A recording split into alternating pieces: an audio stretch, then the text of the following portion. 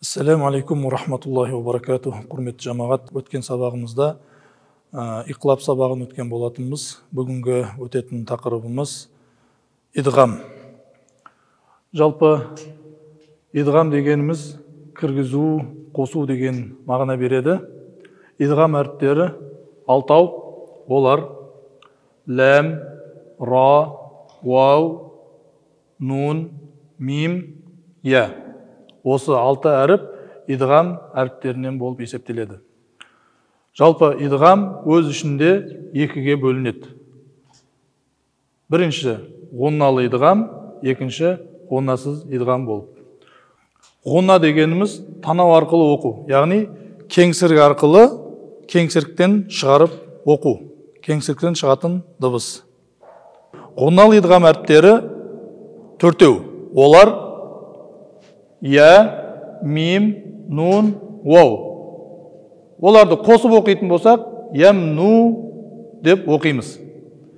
Ал ғуннасыз идғам әріптері 2. Олар ләм, ра. Ләм, ра әріптері. Енді қашан ғунналы идғам болады? Сүкінді нун немесе тәнуин осы ғунналы идғам әріптеріне жолығатын болса, сүкінді нун немесе тәнуинді ғунналы идғам әріптерінің ішіне кіргізіп, яғни идғам етіп оқимыз. Мысалы, мына жерде нун әрібі мим әрібіне жолығып тұр. Ал мим әрібі бұл идғам әрібінен болғандықтан нунды мимнің ішіне кіргізіп идғам жасаймыз. Мин мәсәт деп оқылмайды. Мына жердегі нунды мимнің ішіне кіргізіп мим мәсәт деп, мына жерде көрсетіп қойғанымыздай, мим мәсәт деп танау арқылы шығарып оқимыз. Екінші мысал, мына жерде тәнуин яй әрбіне жолығып тұр. Хайран ярах деп емес, хайран ярах деп, яғни танау арқылы шығарып тәнуинді яй әрбінің ішіне кіргізіп, хайран ярах деп идғам етіп оқиды екенбіз.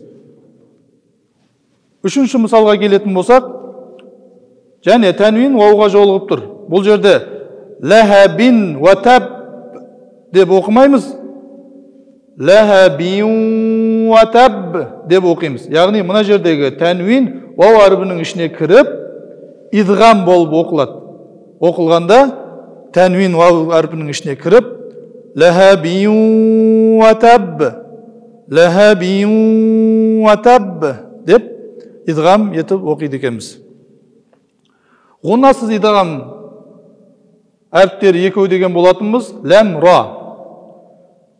Сүкінді нун немесе тәнуин осы ләм, ра әріптеріне жолығатын болса, сүкінді нун мен тәнуинді ләм, ра әріптерінің ішіне кіргізіп ғуннасыз етіп оқиды екенбіз.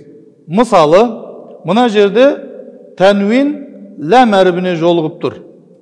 Вайлун ликулли емес, мына жердегі тәнуинді ләм әрібінің ішіне кіргізіп вайлул ликулли, яғни тәштит бар сияқты етіп оқимыз. Вайлул ликулли, вайлул ликулли, вайлул ликулли.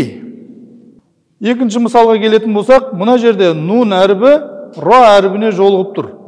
Нун әрібін мына жерде ра әрібінің ішіне кіргізіп ғунна етіп оқимыз. Оны бұлай оқимыз. Ән ра емес, әр ра етіп, яғни ра әрібінің үстінде тәштит тұрған сияқты етіп оқимыз.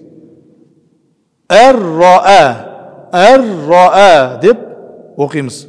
Құрметті жамағат, бүгінгі сабағымыз осымен аяқталды. Ассаламу алейкум ва рахматуллахи ва баракатух.